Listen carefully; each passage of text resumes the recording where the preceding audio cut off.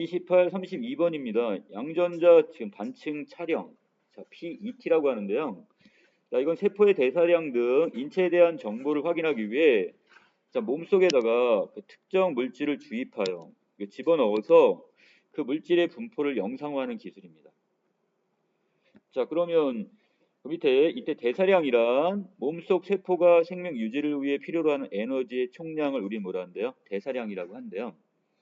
이때 정상세포와 비정상세포는 대사량에서 차이가 나는데 자, 이 PET는 특정 물질과 뭐를 결합시키는 거야?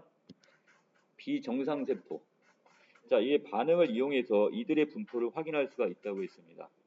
자, 아랫부분에 제가 이걸 번호 순서대로 이렇게 쭉 차근차근 연결을 해놨는데 자, PET를 통해 이를 확인하기 위해서는 우선 몸속에 방사성 추적자를 주입합니다. 이게 첫 단계예요.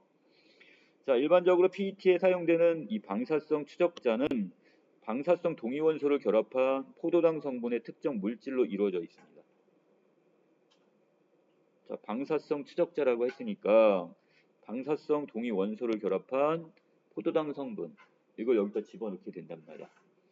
자, 이는 특정한 원소 또는 물질의 이동 양상을 알아내기 위해 쓰이는데 이렇게 주입된 방사성 추적자는 에너지원으로 쓰이는 포도당과 유사하기 때문에 대사량, 아까 대사량이 뭐라고 했어? 에너지의 총량이라고 그랬죠?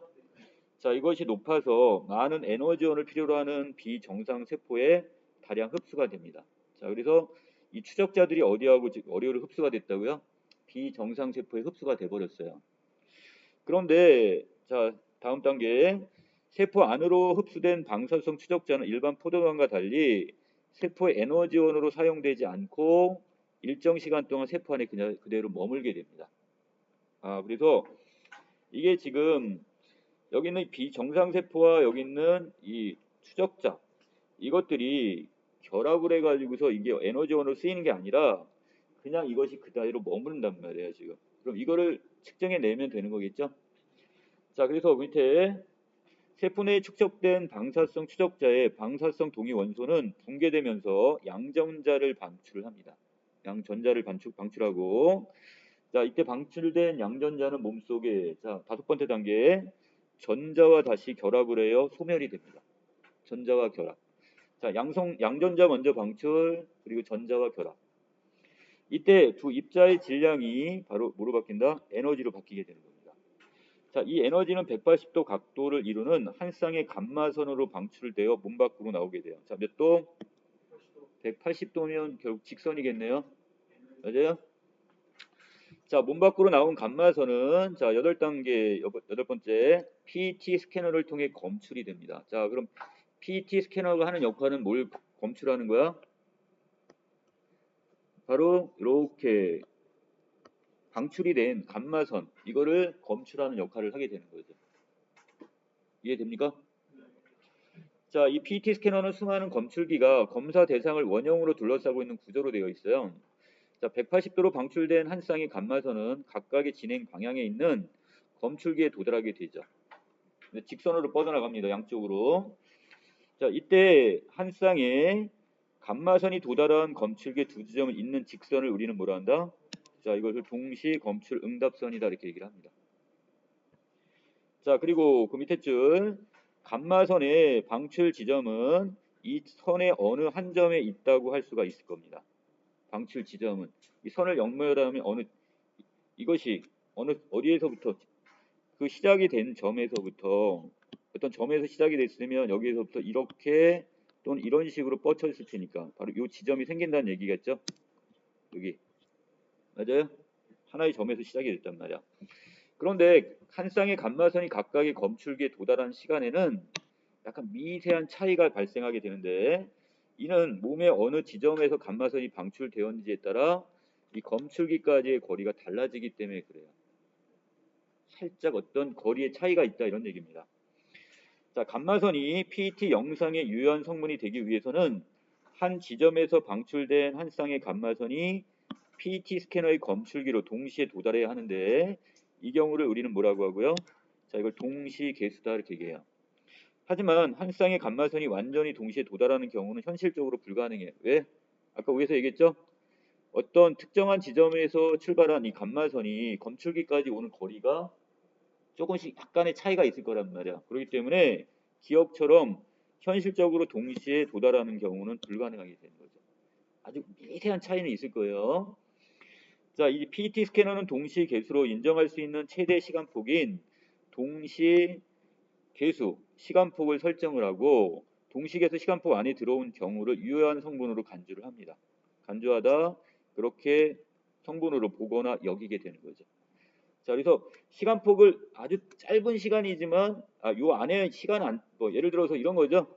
자, 이게 정확한 예는 아니겠지만 여러분들이 지금 100m 달리기를 하는데 자, 보통 여러분들이 지금 예를 들어서 뭐 11초에서 15초 사이에 들어온단 말이야. 그럼 거기까지를 우리가 1등급으로 주겠어? 할 수 있죠. 그럼 11초에서 15초 사이에만 들어오면 같은 1등급이 되는 거야. 맞아요? 이것처럼 여기 동시계 개수 시간폭이라는 것도 일정한 시간을 주고 그 안에 들어오는 것들을 다 똑같은 걸 인정을 해준다는 뜻이에요. 자, 밑에 그런데 동시 개수 시간폭 내에 도달한 한 쌍의 감마선 즉 동시 개수 중에서도 자, PET 영상에 유효한 성분이 되지 않는 경우가 있어요. 자, 예를 들어 이런 경우 어떤 친구는 지금 출발선에서 바로 출발한 게 아니라 다른 데서 출발해가지고 들어와 버렸어요. 그 안에 15초 안에 들어왔단 말이에요. 11초에서 15초. 그럼 그 학생이 1등급으로 인정할 수 있어 없어? 없죠. 그러면 여기서 유효한 성분이 되기 1등급이 되는 그 유효한 성분이 되기 위해서는 다 그 중에서 되는 게 있고 안 되는 게 있단 말이야. 자, 이 두 가지가 경우가 안 된대요. 자, 우선 감마선이 주변의 물질과 상호 작용을 일으켜 진행 방향이 어떻게 해서 바뀌면서 검출기에 도달하는 시간의 변화가 생겼으나 동시 개수 시간폭 내에는 검출이 됐어요. 방향이 아까 몇 도 각도로 와야 된다고 했어? 180도 각도로 와야 되는데 이게 꺾여서 들어왔어요 지금. 자, 이런 경우를 우리는 산란 개수라고 하고 자, 이런 건 유효한 성분으로 인정하지는 않습니다. 자, 두 번째, 자, 한 지점에서 방출된 두 개의 감마선 중 한 개의 감마선이 검출기로 도달을 할 때 또 다른 지점에서 방출된 한 개의 감마선과 동시 개수 시간폭 내에 도달하는 경우 얘는 지점이 한 지점이 아니죠. 하나의 지점과 또 다른 지점에서 들어온 게 와가지고 이것이 하나의 모처럼 뭐야? 이것이 이것이 하나의 어떤 모처럼 돼버린 거야. 이 동시 검출 응답선이처럼 이렇게 보이게 되는 거예요. 자, 이런 경우도 이것도 유효한 성분을 인정하지 않는다는 얘기입니다. 자, 이것을 우리는 그래서 뭐라고 한다? 이것을 랜덤 개수다. 이렇게 얘기합니다. 자, 이 그림을 먼저 보고 갑니다. 자, 31번에 보세요. 자, 원래는 여기 있는 A처럼 자, 특정한 인체에서 만약에 이게 감마선이 출발을 했다면 여기 방출이 됐다면 자, 이때 오른쪽하고 왼쪽 부분에 이렇게 직선 형태로 해서 동시 검출 응답선이 생겨야 되죠. 이걸 그리고 같은 어떠한 특정한 시간 안에 들어왔으면 이걸 유효 성분을 인정을 해야 되는데 자, 지금 B의 경우는 어떻게 돼 버렸어요? 자, 일정한 지점에서 시작이 됐지만 가다가 중간에 뭐가 일어나 버렸니? 이렇게 방향이 바뀌어 버렸죠. 자, 그래서 여기 있는 노란색의 점선처럼 돼 버렸어요. 오케이? 이런 게 바로 산란 개수가 되는 거예요. 자, 거기 비해 C 같은 경우는 자, C는 지금 어떻게 자, 지금 하나의 점이 아니라 두 개의 출발선이 다르네요, 지금. 맞아요? 그런데 이때 도달한 게 하나는 아까 뭐 앞에 한 점에서 다른 여기 점에 도착을 했고 하나는 다시 또 하나의 다른 점에서 출발한 게 해가지고 얘가 직선의 형태로 이렇게 노란색이 나왔어요. 얘는 다른 지점에서 출발한 애들이 모여갖고 하나의 직선을 이룬 거죠. 이런 경우를 랜덤 개수라고 해서 이것도 유효한 성분으로 인정하지 않는다는 뜻입니다. 이해되시나요? 이거 산란 개수하고 랜덤 개수? 자, 그럼 다시 올라갈게요. 자, 이 두 경우 자, 산란 또는 랜덤 개수 모두 실제 감마선이 방출된 지점이 동시 검출 응답선 위에 존재하지 않기 때문에 자, 그 180도 안에 같은 하나의 직선 안에 있어야 되는데 자, 그렇지 않기 때문에 PET 영상의 정확도를 떨어뜨리는 요인이 돼요. 즉, 한 지점에서 방출된 한 쌍의 감마선이 아무런 방해를 받지 않고 동시 개수 시간폭 내에 도달하는 참 개수만 이것을 영상 성분으로 인정한다 이 뜻입니다. 됐습니까? 자, 그래서 여기는 아까 31번에선 A만 그럼 이걸 뭘로 인정하고 유한 성분 인정, B하고 C는 이것은 유한 성분 인정하지 않는다. 이렇게 보시면 되겠네요. 자, 마지막 마무리. 따라서 PET 영상의 정확도를 높이기 위해서는 산란 개수와 랜덤 개수의 검출은 최소화시켜야 되겠죠. 자, 이런 경우는 최소한 줄여야 되고 최대한 또 동시 개수 시간폭을 적절하게 설정하는 것도 중요합니다. 그러니까 시간대를 어디까지를 설정할 거냐 이걸 지금 우리가 맞춰야 돼요. 자, 28번. 윗글의 내용과 일치하지 않는 걸 찾으라고 했으니까 자, 아까 스캐너가 하는 역할은 뭐였어요? 감마설을 방출하는 게 아니라 검출하는 역할을 한다고 그랬죠? 자, 답은 여기 3번이 되겠네. 자, 그 다음 29번. 방사성 추적자에 대한 설명이 적절치 않은 건데 방사성 추적자는 얘는 뭐를 하는 거야? 얘는 대사량 높이는 것과 관련이 있어요? 없어요? 없어요. 이 자체는. 얘는 그냥 뭐를 많이 필요로 하는 정상세포와 그 다음 비정상세포 중에서 뭐를 많이 필요로 한다? 에너지원을 많이 필요로 하는 뭐와 결합한다? 자, 이 비정상세포하고 결합한다는 얘기는 있지만 그렇다고 얘가 더 많은 에너지원을 지금 준다는 얘기. 왜? 자, 이 부분에 보시면 세포의 에너지원으로 사용되지 않고 이 추적자는 그냥 일정한 시간 동안 그 세포, 비정상 세포 안에 머무는 역할을 하는 거기 때문에 얘가 에너지원을 해서 더 많은 에너지를 주는 건 아니네요, 지금. 자, 됐습니까? 자, 그래서 이때 답은 29번에 2번이 되겠네요. 자, 이건 높이지는 않는다. 자, 그다음 30번 기억의 이유. 자, 이것은 똑같은 시간대, 동시간대 정확히 도달하는 것이 어떻게 불가능하다는 이유는 왜? 자, 하나의 지점에서 출발한 두 감마선이 검출기까지 이동하는 거리가 같다 다르다? 서로 다를 수가 있는 거죠. 같을 수가 없어요. 자, 예를 들어서 31번의 그림에 보시면 자, 여기 인체가 있고 이때 여기서 지금 출발을 한 게 자, 분명히 아래쪽으로 내려올 때하고 위쪽하고 분명히 상대적인 거리가 조금은 차이가 나죠. 이게 왜 딱 정중앙이 아니란 말이에요. 약간의 차이가 있을 수 있기 때문에. 자, 이것 때문에 그래요.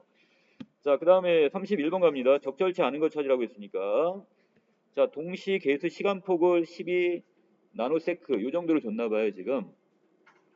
자, 그런데 밑에 A, B, C를 보시면 다 그 안에 다 들어가 있죠? 시간폭 안에 다 들어가 있잖아요. 얘는 5, 얘는 7, 10이니까.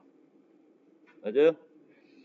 자, 그런데 자, A와 B의 경우 동시 개수 시간폭이 8 나노세크였다면 산란 개수는 검출되지 않았겠군 그랬는데 자, 이게 지금 7에서 8로 바뀐다 할지라도 결국 얘는 지금 이미 뭐야? 산란 개수야. 방향이 꺾여 있기 때문에 검출은 되겠죠? 되는 건 마찬가지가 됩니다. 오케이? 자, 그래서 여기 B의 경우는 산란 개수는 안 됩니다. 그래서 이거 빼버려야 돼요. 자, 32번 사전적 의미로 적절하지 않은 걸 찾아라 이건데 자, 4번에 보시면 유사한 점에 기초해 다른 삶을 미루어 추측하는 걸 이걸 뭐라고 해? 말 그대로 유추입니다. 유추. 자, 그래서 자, 32번에 D를 가보시면 자, 여기서 간주라는 단어가 있었나요? 아까? 뭔가를 보거나 자, 어떤 성분으로 보거나 여기다 생각하거나 여기다 이렇게 해석하시면 되겠죠. 예, 답은 4번이 되겠습니다. 자, 여기까지 정리 마치겠습니다.